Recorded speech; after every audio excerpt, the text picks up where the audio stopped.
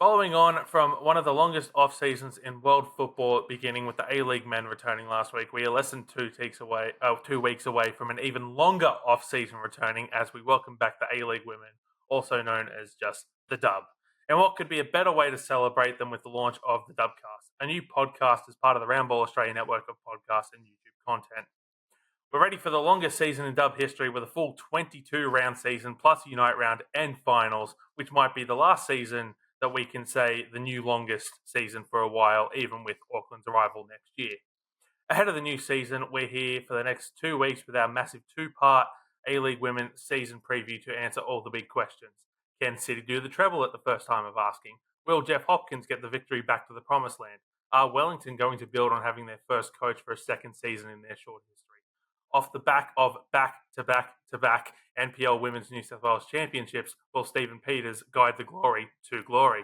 Speaking of back-to-back championships, can the Sky Blues do the same under Ante Juric, or will the decorated coach become too distracted with men's football? Will Canberra finally find owners? Can the Jets take flight without two key forwards? Apologies for the Sharon violation. Will the Western Sydney Wanderers finally wander their way into the finals? Is Last Exit to Springfield the greatest Simpsons episode ever? All those questions and so much more over the next 2 weeks here on the Dubcast, part of the Roundball Australia Network. My name is Poletti, and joining me to kick off our debut episode is Burke. And what a way to begin by answering the first of those questions. Is Last Exit to Springfield the greatest Simpsons episode ever, Burke? Listen, I would love to weigh in, but I don't think I've seen enough episodes. That is fair. That is just for clarification's sake for anyone else watching this, listening to this. I have never seen The Simpsons before, so I'm currently watching it for the very first time whilst I house sit. It's the thing that I'm doing here. And yes, I think I just finished season 4 actually, and now I'm into season 5. So I don't think I've seen enough. I did greatly enjoy that episode though. It was very good. I love unions, and making fun of the British. Like it ticked a lot of boxes for me. So it's up there. I was very worried that myself, Kieran Yap, Simon Royce, and several others had overhyped the episode to the point where it was not going to be able to reach the lofty expectations. But I'm very glad that it has. We're also joined by a very special guest. Now, when I pitched the Dubcast and the idea of giving our women's coverage its own dedicated podcast, I wanted to begin with a bang. I searched low and high, far and wide, all over this country and my contact list to get an expert to help us preview this glorious competition. And that person is Marissa Lordanic. Marissa, welcome to the Dubcast. Thank you so much. Do you know how honoured I am to be the first guest? Like, the responsibility, I'm going to take it very seriously. I'm so happy and so excited, but, I will not let you guys down. That's a promise. And hopefully you won't be the last. I don't know why I laughed then. That was bad on my part. I don't know why I laughed then. Before we get into it, Marissa, do you have any thoughts on the greatest Simpsons episode of all time? All right. I didn't think I would have to out myself at this early stage in this podcast. My household was one of those households that, and I don't know if this was a Victorian timetabling thing or what, but we had the 5 p.m. news and then we had the 6 p.m. news, and The Simpsons were after the 5 p.m. news. And in my household, we just went from the 5 p.m. news to the 6 p.m. news. So I didn't watch The Simpsons growing up as a child. That was like a weekend specialty or a very random DVD of only Treehouse of Horror episodes at my grandparents' house. So my Simpsons vocabulary, very small, very narrow, so I cannot comment on this episode, but you guys have both kind of mentioned it enough that I will now at least add it to my list of things to watch. That is more than fair. I remember, not to make this too much about The Simpsons, but I remember having to sometimes stay over at one of my mom's friends' houses, and as soon as it hit 6 o'clock, it was from 5 p.m. news on Channel 10 to 6 p.m. news on Channel 7 or Channel 9, because The Simpsons was no-no in their household. Just no-no, it didn't happen, didn't exist, which was always disappointing that, didn't get to watch The Simpsons those days. It was no-no in my house, hence how I got to this point of having never seen... Well, I'd seen, little bits and pieces, at friends' houses and stuff, but I'd never... And you have a long way to go if you've only gotten to season 5, or have they put a limit on how deep in, or you're going the whole shebang? Well, I'll go as far as I can because I'm watching it at someone else's house. So Mm-hmm. unfortunately, yeah, we'll only have this very nice background with I don't know if you can see with this cat for a Hi, very Jelly good Bean. time. This is Jelly Bean. He's large and in charge. But yes, Jelly Bean, who do you think is going to win the 2024-2025 A-League Women's Championship? You know what? So No true, answer. I like bestie. that. So true. I like that. I agree. He's so right. Yes. Anything that Jelly Bean says is right. Hmm. Let's get into our massive 12-team preview. We're going to get through 6 teams in this first episode, then we're going to get through 6 teams in the second episode. We'll go in alphabetical order, so we're going to start with Adelaide United. The wooden spoon last season, and there was a period last season where it looked like Canberra United were going to get the wooden spoon because apparently wins is how you decided the competition last year. Thankfully, the APL has reversed that decision. And at the risk of making myself unwelcome in the city of churches, the deserved team got the wooden spoon because it would have been very sad had Canberra actually copped it. Adrian Stenter is still the only full-time coach in the A-League women's competition, so Adelaide are doing some things right. But there's been a big squad turnover, a lot of exodus, and I just don't know how much they can realistically improve, Marissa. Yeah, honestly, I feel the same way. Like, I had to write about Adelaide United for a piece on ESPN called The Misery Index. So it was about Australia's most miserable fan bases, and I had offered up Adelaide United women's fans because they haven't just been bad, they've been historically bad. And then they had that one shining light season, and the further we get away from that 2022 finals campaign, I think it was, correct me if I'm wrong, the further we get away from that, the more it feels like a mirage in the desert. Like, they've just gone straight back to being bad. So I can't foresee any change for the better. I also can't foresee any change for the worse. Like, they feel just very kind of, they're Adelaide and they're there. But to say that, I am excited about the return of Matilda McNamara and Fiona Wirtz. Like, I think those are 2 very big inclusions. I'm very excited to see those 2 players. But yeah, I can't see anything changing for the Reds. I'd love to be wrong, but I just don't see it at this point in time. I mean, their exits are highlighted by massive names in the competition. Alana Yanchevsky, Amelia Murray, Mariska Waldes.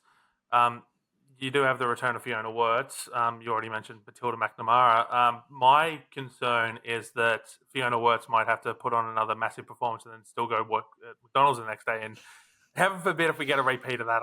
I cannot do that this time around. I really can't. Yeah, it's rough as. Burke, do you have some thoughts? Well, the only thing I can say is that it can't get worse, right? Like, we're like bottom of the barrel. They're there. You didn't think it could get any worse, and then they did have the off season that they've had. They're scraping it, very much like splinters under the fingernails from scraping the bottom of this barrel. But they have retained some like big names, and the return of Wirtz is a good sign. Like, they haven't, like, it seems like players want to play there, and that much is obvious. They just, like, something needs to give, or I don't know, something needs to take. Something somewhere has to change. I don't know if it's on the pitch, but if there's something happening like behind the scenes that we just aren't aware of that's limiting them in some way, I don't know. Like, there's no reason why this squad shouldn't be competitive. They just aren't, and it makes me very sad. Yeah, I tend to agree. For me, not necessarily one of the headline names that exited, but one that stands out to me is Grace Wilson. I thought that they were getting ready to take the next step at Adelaide United, and I think that faith was put into them, last season when they played in the final game of the season, and they're off. I want to say University of Maine. I know Lockie France is probably listening to this and just accosting me right now for not knowing which American university that they are at off the top of my head. They've gone to the US college system where, by all indications, they're thriving over there, and I'm very happy for them. yeah, I thought they were ready to take a step up with Adelaide, and for me, that one stands out in part because it adds to my long line of tradition of getting customized names on jerseys, and then those players subsequently leaving said clubs. But yeah, I do either of you two have anything else to say about Adelaide United? Because I think it's just, like I said, how much can they improve? And like I think an improvement would be cracking the top 10. Yeah. Yeah. As Burke kind of said, the only way is up, considering they finished last. Like, they can't suddenly become 13th, you know what I mean? Like, in a 12-team comp, Not till next season. You know what I mean, though?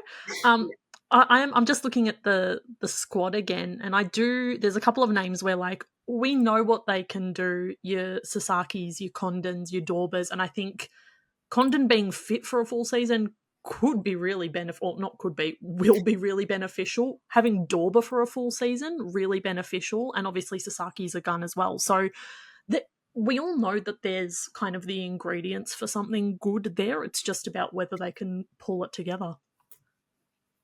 Yeah, no, I definitely think that is a big question to ask. So we'll move on. We'll go to the Sunshine State now, Queensland, with Brisbane Roar.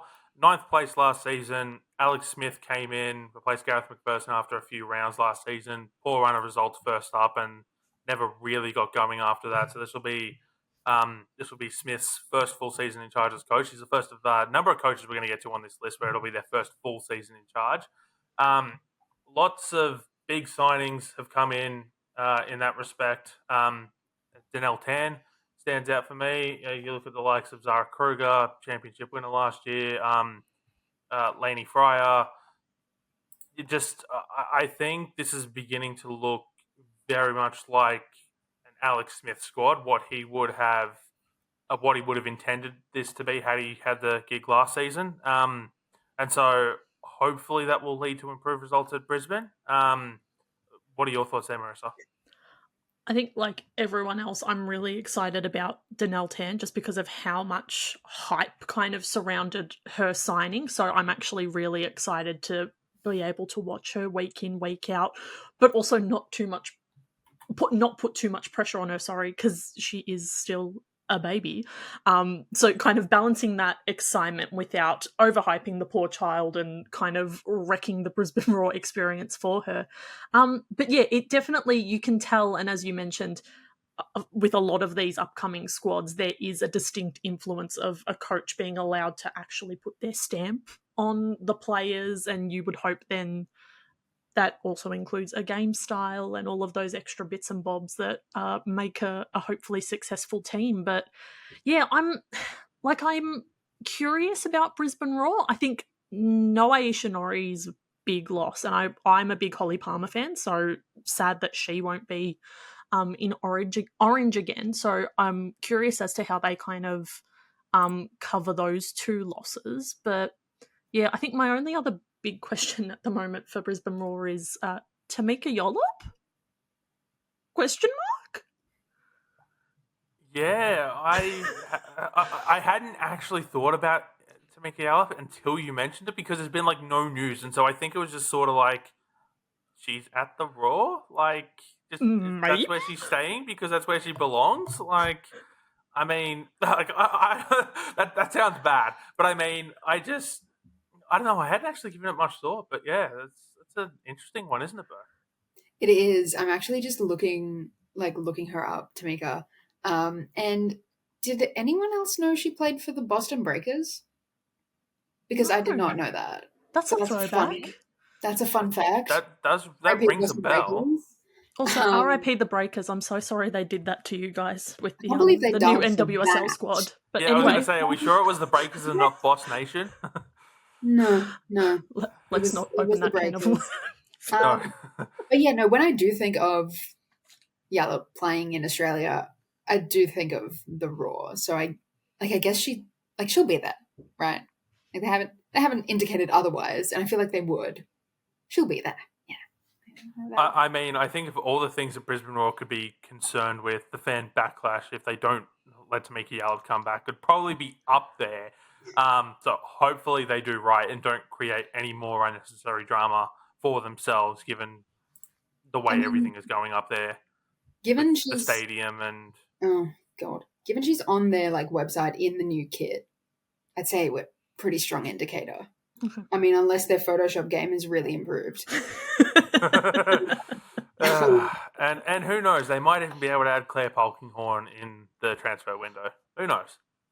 See, she did indicate that she might want to come back to the Dub. Just putting positive vibes out there. She might get homesick enough during that December international window that come back, give us one more season in the Dub, please. I think that's a good place to leave Brisbane Roar. We're going to go to the nation's capital now. Canberra United. They're saved. They're back. With 11th place last season, still no owners, saved by government support and fan support, but they're here. We will have football in the nation's capital. Who do they have playing for them, though? Because I look at these key pieces who are out. Chloe Lincoln, Sasha Grove, off to Western United. Emma Ilioski, off to Scotland. Nicoletta Flannery, off to the Victory. Vesna Milivojevic, technically last season, still a massive loss. She's in Serbia. I do like some of their recruitment. Sally James in from Perth. I know it seems weird to say this about someone who's still in their early 20s, but like if there was ever a season for Sally James to step up, this is it. She's gone from Melbourne City, where she struggled with injury. She went to Perth before Morgan Aquino had the breakout season from, all buggery. Liz Anton, I like a lot. 18 Keane, Janaea Dos Santos, Darcy Malone, all from Sydney FC. Bethany Gordon from the Western Sydney Wanderers, and Maya Markowski and Emma Robers from NPL Victoria and Western United, respectively. And I'm very glad to see that someone has taken a chance on Maya Markowski again. Struggled quite a lot, and I remember calling her in a few NPL Women's New South Wales games during 2022 season for Blacktown Spartans, I want to say off the top of my head, where I know she was on her recovery from injury, but one stat stands out when we actually used to get stat packs. It was like 36 shots on target, 36 shots, and we're in like round 22 or 23 at this point. None of them are on target, and I'm just like, is Markowski okay? And obviously, as I'm sure you two can attest to, absolutely massive season in the NPL Women's Victoria last season, and has rightly earned a spot back in the A-League berth. Yeah, I was going to say she's probably the player I'm most excited about to see for Canberra, just because I think if they play her alongside Heyman like as like a top two, I think they'll make a very, very dangerous duo. I think Markowski offers something a little different to Heyman. She's very, very good in the air, obviously, because she is very tall. If I'm remembering correctly of all I've seen of her, she's quite good at penalty kicks as well. Mm-hmm. Yes, I'm not making that up. I know what I'm talking about. But yeah, I think those two could be really, really dangerous. And if anything, I think what Canberra needed last year was someone that could really work with and learn from Heyman, which isn't to say Heyman didn't have help last season, but someone like Markowski next to her, I think is going to be something really good to watch. Yeah. And they've also got a new coach, Marissa.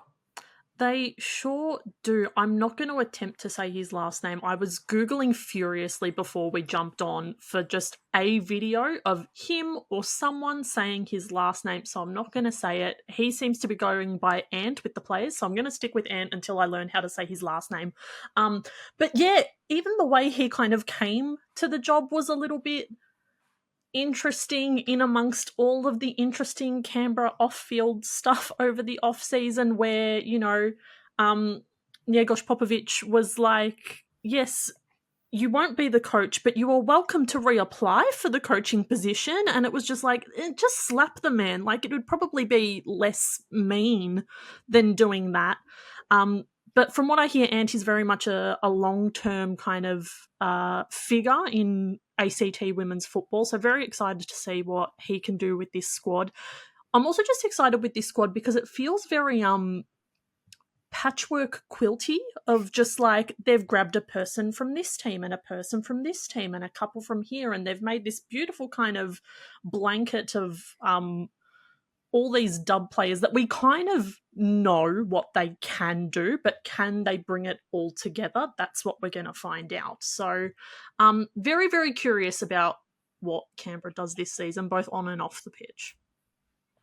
What, as I asked this question to both of you, what is a pass mark for Canberra United?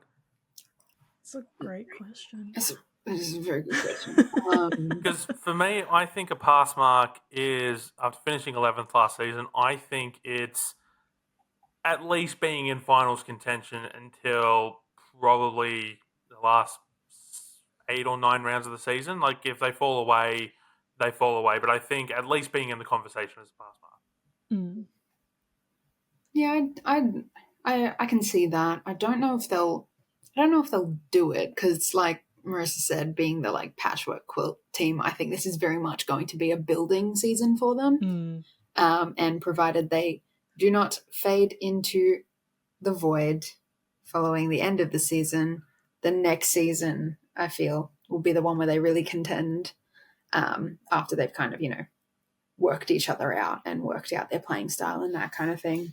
But yeah, that's provided they don't fall into financial ruin. Fingers crossed. Let's hope that is not the case, because I cannot stand the thought of that happening to Canberra United for a second consecutive season. I just don't want that. And I think I definitely said it on the Beyond 90 pod, but Alex Morgan, if you're out there, she did say she was very interested in investing in women's sports. Girl, have I got a team for you? If you are out there, please. You can rename them to Canberra United 13 FC. We will let you do that. She can do whatever she wants. Literally, that you can make pink headbands mandatory for all players. Like, call them Alex Morgan's Little 11. I don't care. Whatever it takes. Put her daughter on like the playing squad. I don't care. Look, what we can do as a selling point. What we can do as a selling point is it will become the first retired jersey in A-League's history. Like, just literally retire the number 13, or just she has to wear the full kit on game day. Number 13, Morgan on the back. She's always named on the bench, even after she's retired. Like, who needs another bench spot anyway? We've got concussion substitutes coming in. Like, but we're fine. They'll let anyone of any age play. They can put Charlie on the roster. Like, they can put her on the field. What I'm hearing is front three. Yeah. Markovsky, yes, exactly. Charlie, Heyman. Let's go. Exactly. Let's go. Let's do it. Let's do it. May I speak about Heyman real quickly?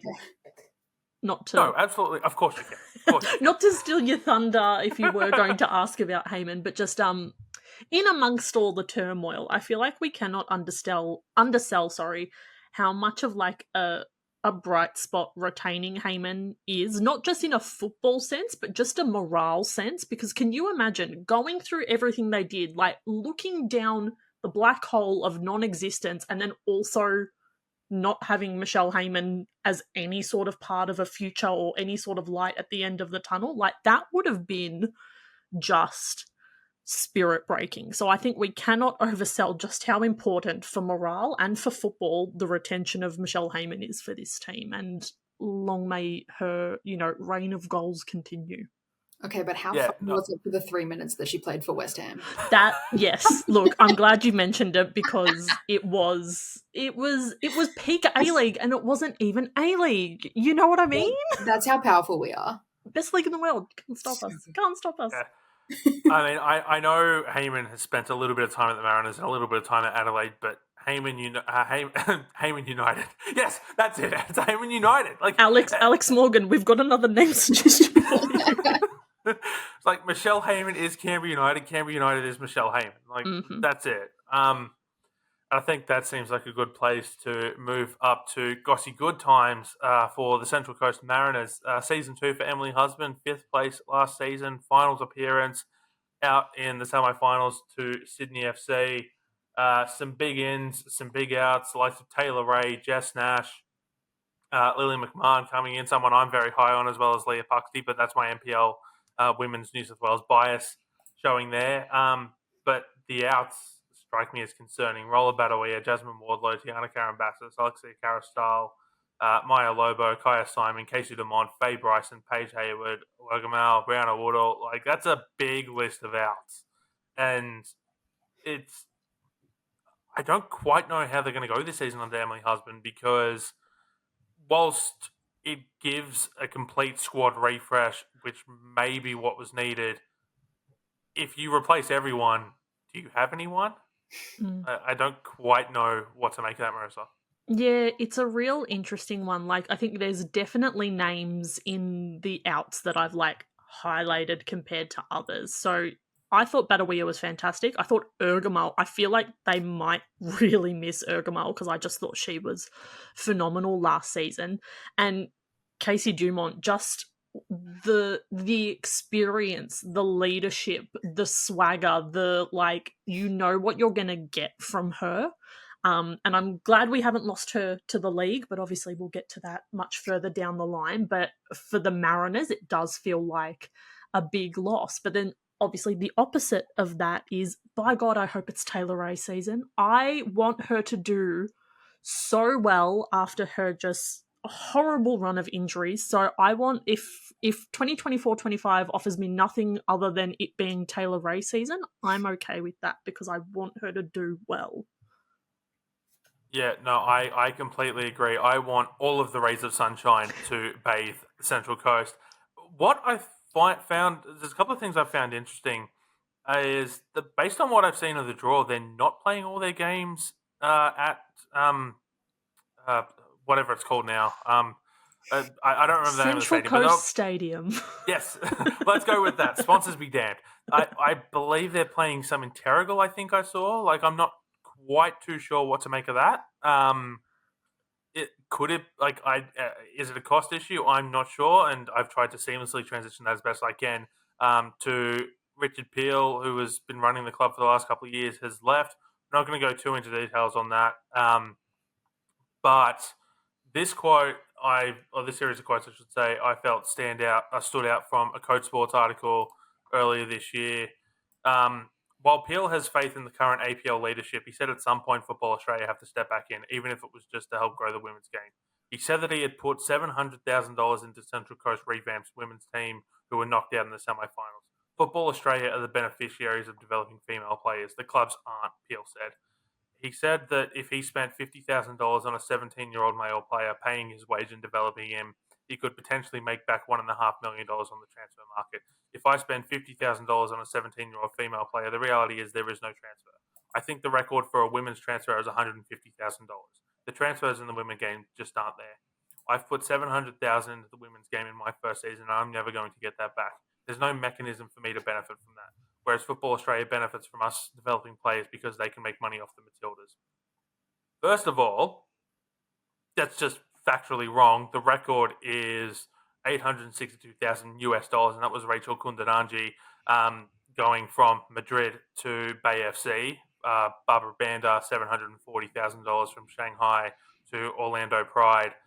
$544,000 US for Myra Ramirez. Kira Walsh, $470,000 US. Tarsian, $485,000 US. Lena Oberdorf, $484,000 US, and so on and so forth. The numbers are there. We've seen that the numbers are there. It seems weird to me to say that in a season where you just had the dub record broken twice in consecutive weeks. One for Caitlin Torpy, one for Lysiane Prue. The money is there, and I understand the financial situations that everyone finds themselves in, and the fact he stepped away from the club shows that, clearly there were a lot more issues going on behind the scenes. But being factually incorrect, I think, is incredibly difficult, particularly when you're going on the record. And then I think the other thing is just this whole idea of Football Australia making money, whereas we don't. And I get that the Mariners are a smaller club. They make their money from transfers and all the things like that. But, you've got to put the development in place. This thing is going to skyrocket. And the A-League women is falling behind. And the PFA report released a few weeks ago said as such that the A-League women is falling behind the rest of the world. I'm actually not that disappointed in an A-League women's sense to see the back of Richard Peel, because if that's what one owner is saying about the club, who's not to say he's not possibly getting in the ears of other owners and saying the same things of, well, why should we invest in women's football if the money's not there for us to to make a living. I don't know. I just think that on one hand that's good, but on the other hand, we don't know. I assume Mike Charlesworth is back in charge. We haven't heard anything to the contrary. Where does that leave the A-League women's team? I just don't know. I mean, maybe it's mean of me to say, but the first thing that I thought of when you mentioned the quote being like, I spent $700,000, like the first thing I thought of was 911. Somebody call this man a ambulance. Oh no, you've got $700,000 in this cost of lives crisis. You've got $700,000 to spend. Sorry. No, it's a ridiculous statement to make, like complaining about the money spent, because like, first of all, no one made you do that. Second of all, where's your love of the game? Like, and you'll happily spend money on the men's teams, which is whatever, because you'll make money back, but everyone knows that the women's game isn't yet at the point that the men's game is. You have to put money in to make money. Like, am I supposed to feel bad for this man? Because I'm sorry, I don't. But there is opportunity to make money. I can't remember where it was. I think it was mentioned again on Beyond 90 Pod, but Japan has made like lots of money doing transfers. It can be done. You can make money on this. You should be making money on this. Do you know how to run a business? You should be making money on this. The whole situation irritates me in every sense, whether it's just Central Coast or just the A-Leagues in general. Every club should be selling players. Like they should all be working towards a point where they can sell players. That's kind of the whole thing when you look at it from a business. Why are we acting like it's something that's impossible to do? It's not. It's not. Paging James Johnson, domestic transfer system yesterday, please. Well, speaking about like impossible, like the thing while you were reading that quote out, Poletti, is like, if I spend $50,000 on a 17-year-old female player, the reality is there's no transfer. And in my brain, I'm just yelling, yet. There's no transfer yet. It's coming. It's going to happen, It goes on to say the transfers in the women's games just aren't there yet. We're literally watching the kind of snowball of the women's transfer system globally happen. And part of me is like, if you can no longer financially justify pouring in, almost $750,000 into a team, that's your problem. You do with your money as you will. But I think it's very kind of short-term thinking, not looking far enough ahead, not really I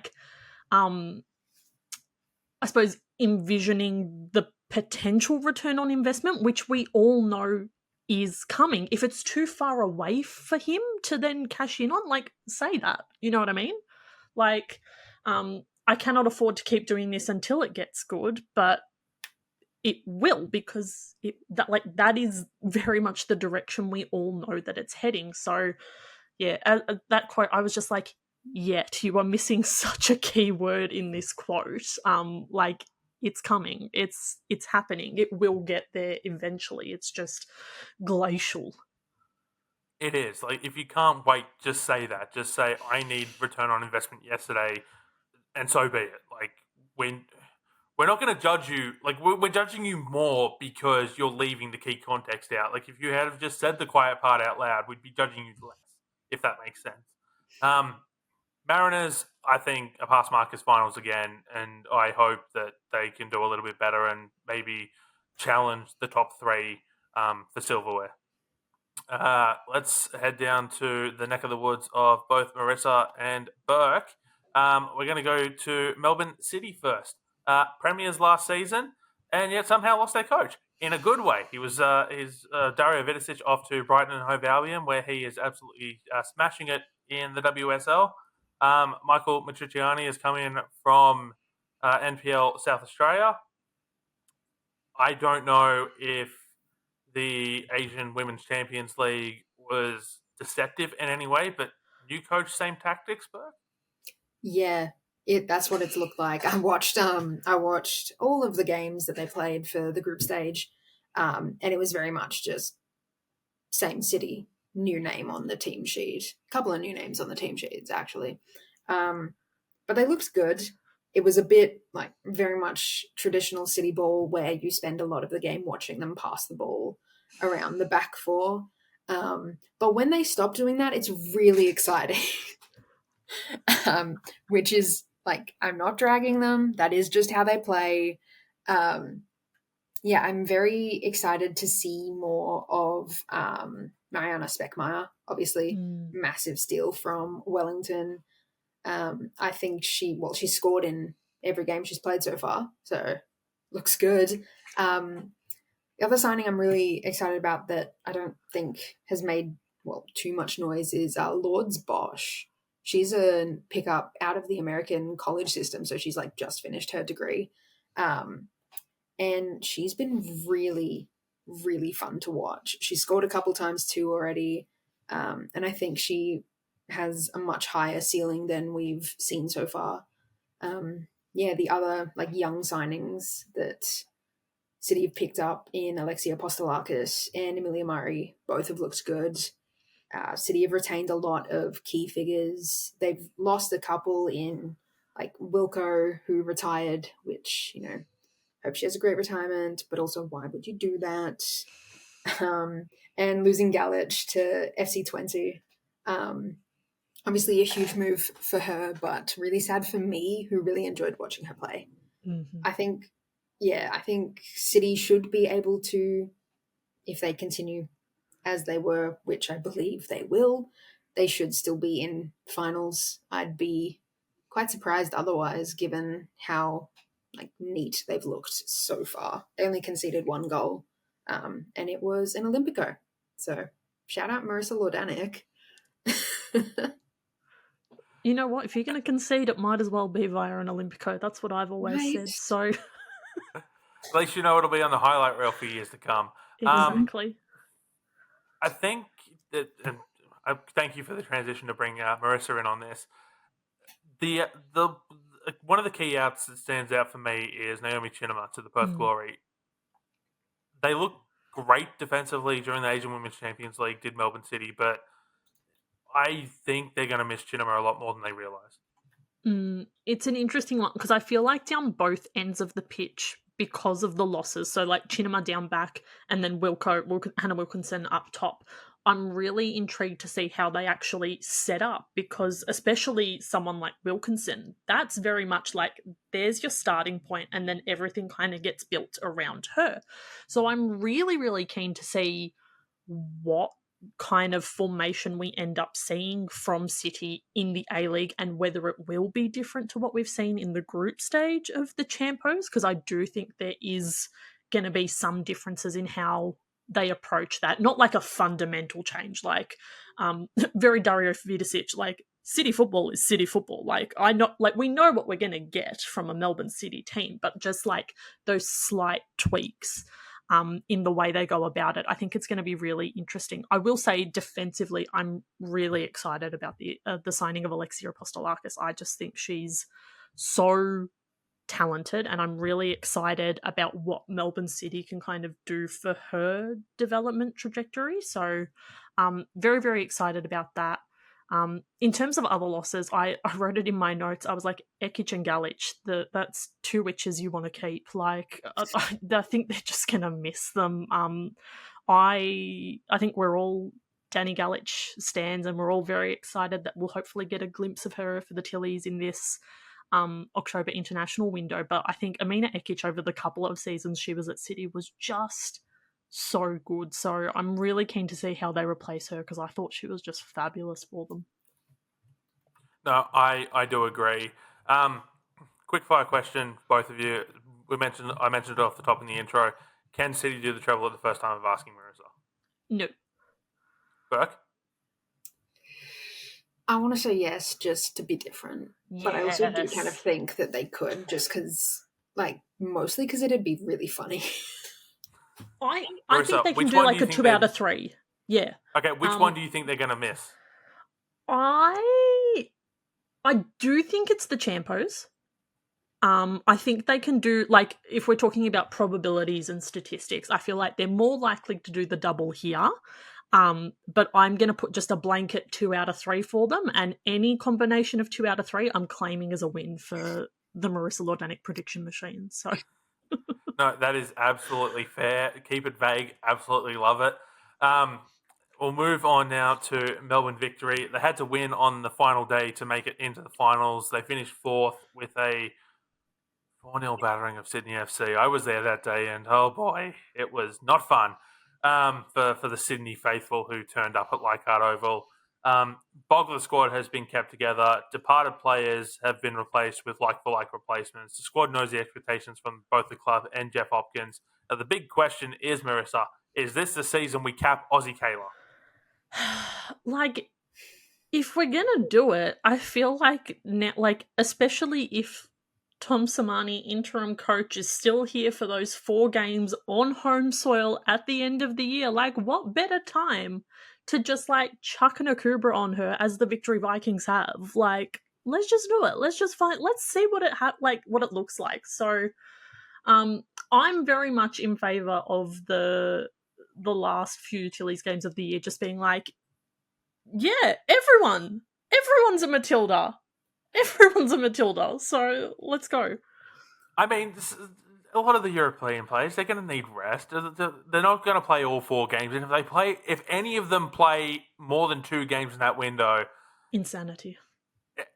Rage will fly because they need their rest. And flying them back halfway across the world for 2 games against Brazil and 2 games against Chinese Taipei isn't it. Like, sell your money however you need to sell it, but like any more than 2 games for either of these players, I don't care if it's 10 minutes off the bench. If any of them play in 3 games, I'm going to lose my mind because that shouldn't be happening. Yeah, hard agree. Can we all just take a moment for the loss that is Elise Kellen Knight's retirement? Yes. Marissa, I feel you're best placed to speak on this. Thank you for that moment. Do you know what was so funny? They literally did this to me on the far post as well, because Angela was like, you're the KK, like, I can call you a stan. I'm like, yeah, you technically can call me a stan. And as I said on the pod there, so I assume there's going to be some overlap in our listeners. I'm sorry to everyone who's hearing this twice. KK was my first favourite Matilda. Like, I just thought she was neat. I love to see a little top knot bossing from like the number 6 position. Like, nothing brought me more joy than her just kind of killing it as the 6. And yeah, I've got so many Matildas kits, and only one of them has a name and number on the back because I'm frightened of cursing players, which seems to be your problem, Poletti. I'm so sorry. But yeah, I fear I did curse KK because after I got that, she did the ACL, had the horror run with all of the additionals, and then did her Achilles. So I fear that was me. But Marissa, why'd you do that? I know, I'm the worst. I'm the genuine worst. But no, I love KK. She was my first favourite player. I'm stoked that we're like not losing her because I do think she's going to continue in punditry and commentary and all of that kind of stuff. So I'm stoked that she'll still be around football. But prime KK, when she was deployed as a number 6 and not a makeshift left back, it was the best. No, I think that is a very fitting tribute for Elise Kellen Knight, who mentioned won't be there this season. Some of the big ins for me: Alana Yancheski, Nicoletta Flannery, Sophia Sakalas, Claudia Bunge. We've already mentioned a couple of those names for previous teams having come in. Jamila Rankin off to Hoffenheim, Emma Checkers retired, Miranda Templeman, Jess Nash, Gria Aquino. Like, as I said, very like-for-like replacements.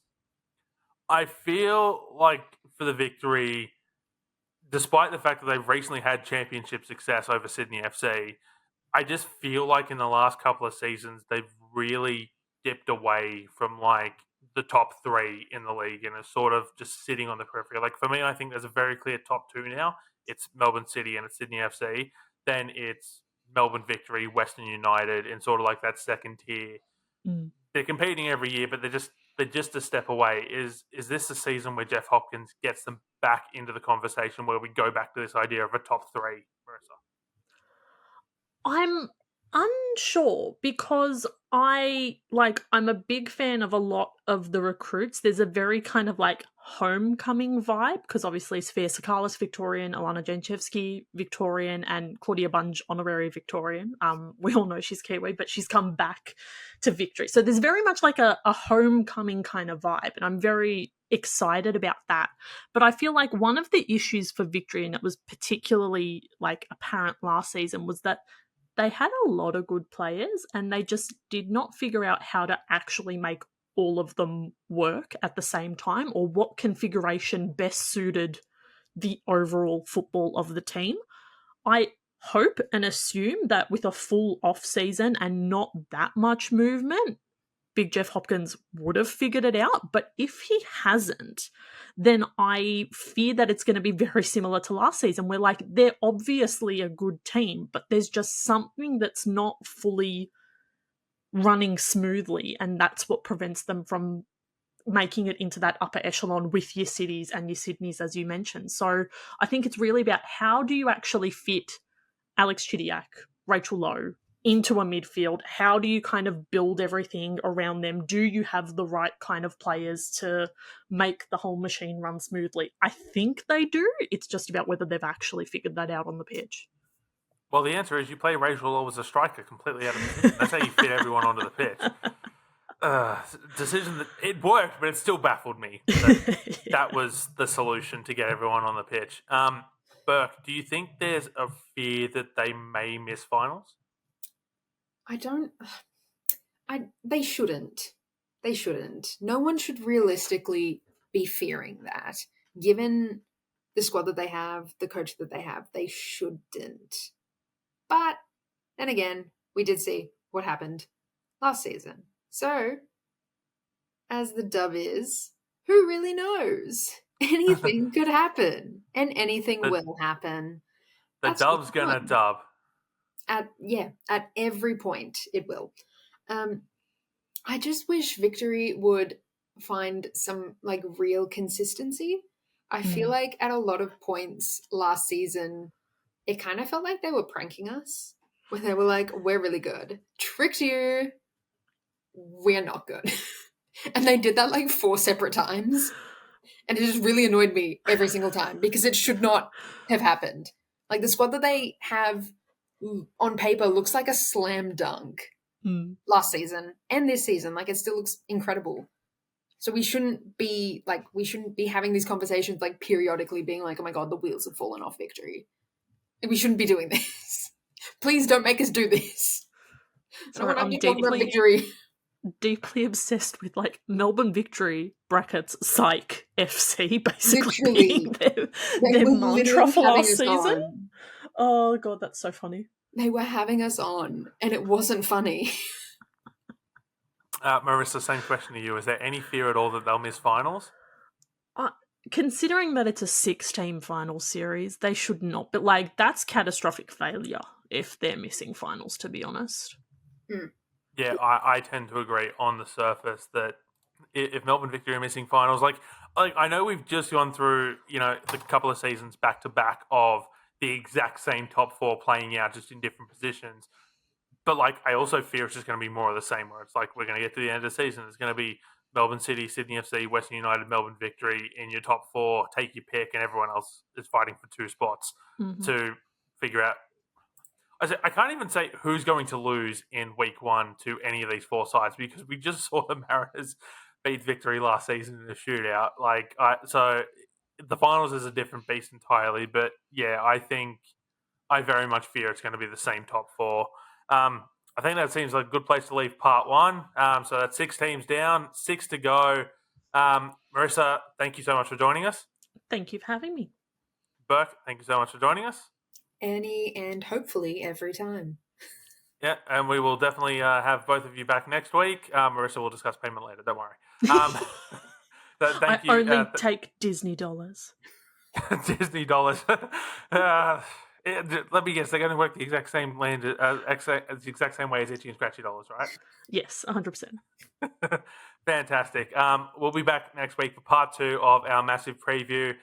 Thank you for joining us for the first episode of the Dubcast. Of the Dubcast.